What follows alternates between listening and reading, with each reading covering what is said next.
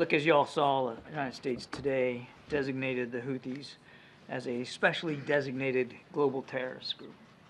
We took this action because of their continued reckless and indiscriminate attacks on ships transiting the Red Sea and the Gulf of Aden. These attacks are a clear example of terrorism, violation of international law, and a major threat to innocent lives and to global commerce.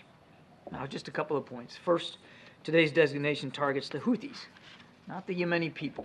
The United States remains the world's leading donor of humanitarian assistance for Yemen. We recognize that more than 15 million people in Yemen are still in desperate need of food, water, medicine.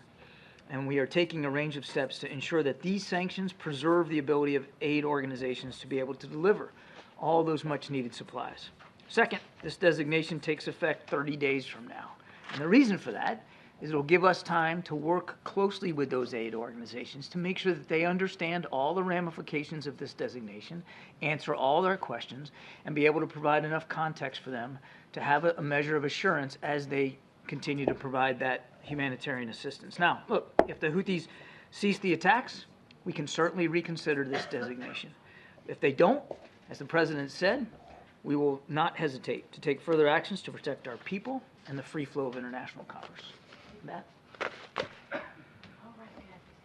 Thanks. John, can you talk a little bit about why the President decided not to redesignate the Houthis as a foreign terrorist organization, which obviously would have restricted some of that aid? Is it purely because of that humanitarian assistance piece? Yeah, you sort of answered the question.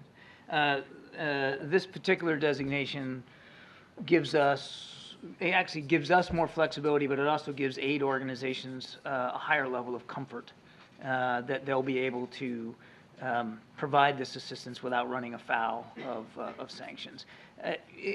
We've already, in designating them, already issued a number of licenses. A license, as you know, is basically like a waiver. It's a carve-out when you have a sanctions regime that allows for certain goods to continue to flow despite the sanction regime. And so, yes, that's the big reason here. Thanks. Last week, the President said it was irrelevant whether or not the Houthis were designated as a terrorist organization. Now, 5 days later, this announcement, did he need to be convinced that this was the right step? No. And looking back, was it a mistake to take them off of the terrorist list back in 2021, just like consideration over these years? No.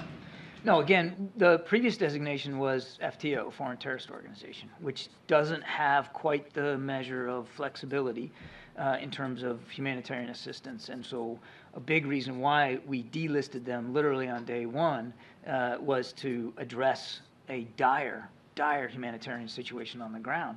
And as I said today, it remains dire in many cases. The Houthis are more concerned about getting weapons and capabilities and attacking ships in the Red Sea than they are about helping to look after the Yemeni people. And a quick question on Iran's foreign minister who spoke at Davos earlier today. He said the security of the Red Sea is tied to the developments in Gaza and everyone will suffer if Israel's crimes in Gaza do not stop. He basically warned that all fronts will remain active until then. Do you have a response to that? Well, let's just take a look at the majority of the 32 where you can identify the ship that's being targeted. Not a single one was destined for Israel. They were all destined for other ports with other bits of commerce. So the whole argument that this is about the war in Gaza, I mean, they're just driving a stake through a straw man. There's nothing there.